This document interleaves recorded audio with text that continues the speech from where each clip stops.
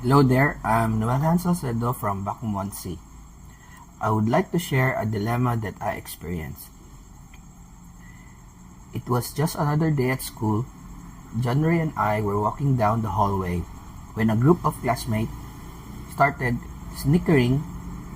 One of them, Harvey, smirked and called out, "Hey, January, sinawa sa imong agtang uy. Lupigan pang adlaw sa kahayag." The group burst into laughter. Another guy reached out and lightly poked John's forehead, making the others laugh even harder. January forced a small smile, pretending it didn't bother him. But I saw the way his shoulder tensed.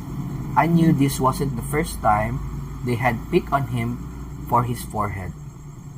And I could tell it was getting on him.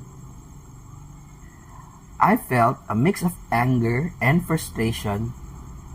I had two choices: ignore it and keep walking, or stand up for my friend. I stopped walking, turned around, and say, "Ngano gihilabtan naman ninyo si January na wala man na nang hilabot sa inyo ha? Maayo raman mo manghilabot sa tao na di mo sukol." So, the bully caught off guard. Some of the others laughed, not at January, but at Harvey. Then, I put my hand on January's shoulder and said, "Pasagdi na sila bay." As we walk away, January glanced at me and said, "Salamat, bro." His voice is quiet, but I can tell it means a lot.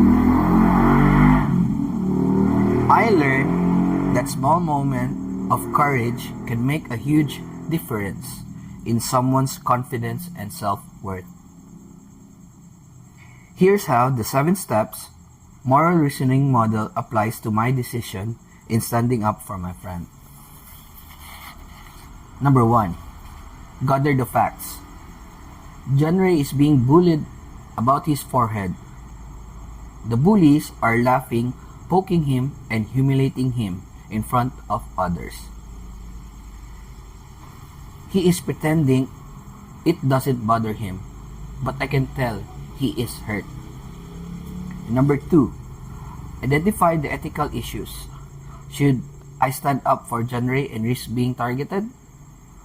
Or should I stay silent to avoid trouble? Is it right to let the bullies continue without consequence? Number 3, consider the stakeholders. January, he is the one being bullied and need support. Myself, if I step in, I might get teased also. The bullies, if no one challenged them, they continue to harass others. Other classmates. Response could influence how they act in the future, either encouraging or discouraging bullying. Number 4, identify alternatives. Ignore the situation and walk away. Or tell a teacher. Stand up for January. Deflect the joke in a way that takes power away from the bullies without making the situation worse. Number 5, compare values and principles. Loyalty to a friend versus fear of getting involved. Standing up for what's right versus staying silent to fit in. Respect for others versus allowing bullying to continue.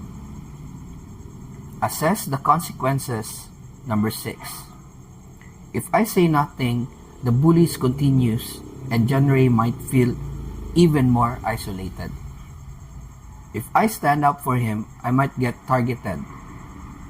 But January will know he's not alone, and the bullies might back down.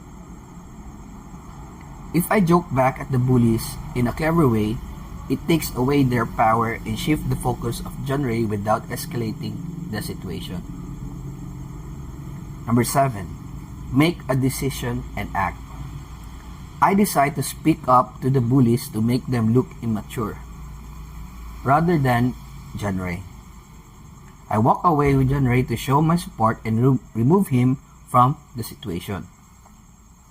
By using the 7-step moral reasoning model, I make a thoughtful decision rather than reacting purely on emotions. I balance courage, loyalty to stand up for my friend without creating unnecessary conflict.